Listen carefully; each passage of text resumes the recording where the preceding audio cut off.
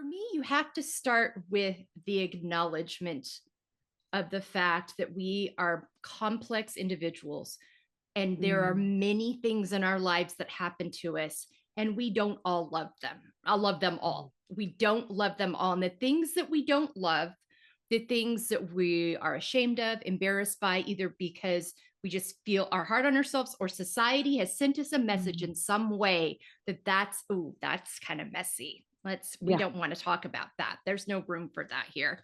We just stuff it and we don't acknowledge it and we put it away, and it doesn't allow time to breathe. It doesn't allow us time to process. We get Mm. judgmental rather than curious. So the first thing I tell people, sit down with yourself, be quiet.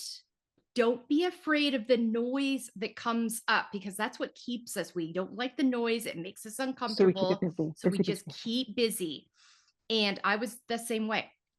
Sit with it, have a pencil, a pen, a journal, a phone if you want to record it, and start tracking what you're feeling, writing it Mm. down. And instead of like, ooh, that's kind of ugly. Ooh, I don't think I can talk. Let it all happen. This is your space. And really, and this takes time and practice, but get curious rather than judgmental. Try to start Yeah. trace back. I've got some anger. Where might this come from? Let's start here at age 5, 10, 15, 35, wherever you think there could be roots. And at this point, I had done enough work with my therapist to understand there was a lot of stuff that we learn as kids that sticks with us in ways we can't even imagine. You know, Oh, for yeah, sure. yeah. So getting curious, just get curious with yourself and start writing down these different emotions and start thinking about, how can I process that? Why am I feeling what's coming up for me? Just getting really real and being very patient with yourself Yeah. in this Mm. process. And this doesn't have to be anything but between yourself and your journal. If this That's what makes you uneasy. And then, what I have found too is it helped me a lot with my therapist, because when I couldn't put my finger on something, Right. I was like, through processing this all week and kind of writing this down, I think I figured out the root of this. And then that helped me compile a plan of, oh, that's where that comes from. And then the decisions you make, relationships you're in, jobs you didn't take, whatever it is that you're having a hard time with, you're having that shame around, that embarrassment around, or that frustration with, you're able to tap back into like, huh, given the scenario I was in at the time, lessons I'd learned, things that I'd been told and taught, I can see why I made that decision. I don't love it. I wish I hadn't.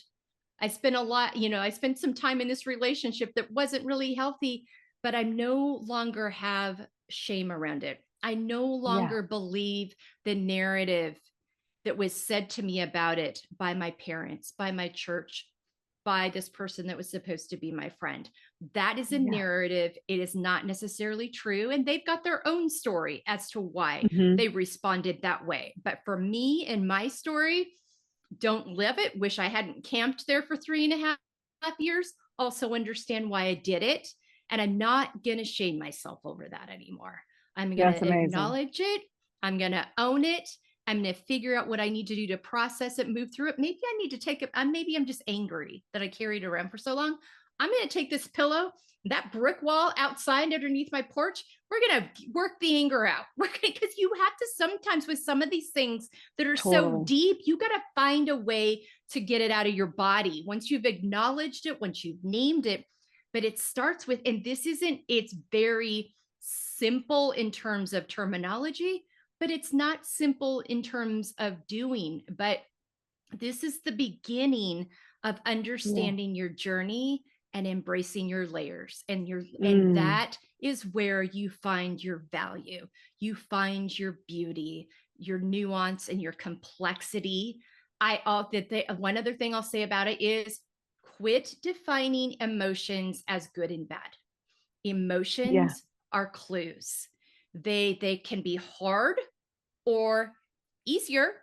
We all love the good ones, or the I know Yeah. even I have the habit of it. We all love the ones that Yeah. feel good, but they are clues and they are there to let you know something needs to be processed and moved through. And so treat them as clues, treat them as information instead of my body's failing me. I can't, oh my gosh, this anger is bad. Why is this happening again? Why is Why this happening to me? again? Why? And I Again. lived in years of, I can't believe this is happening to me again, and just inhabited myself in that one emotion instead of getting Mhm. curious. What's that rooted in? Why do I always go there? Why do I always feel like the shoe's going to drop? What happened Yeah. in my history to lead me down that road? And Mhm. so it requires a lot of curiosity, a lot of gentleness and patience. And I say that because it's going to take some time. Your Yeah. nervous system is not used to functioning that way. She's going to send you some signals that might make you think I'm on the wrong track. And really, it's just that she's not used to you going down that road of curiosity. So Right. you also have to tell her hypervigilance, anxiety. Thank you for all those years of protecting me and keeping me emotionally safe in those spaces Mhm. that felt unsafe. But I've got this now. I don't need you to Yeah. show up that way anymore. And you Mm. literally talk to this piece of yourself like a person.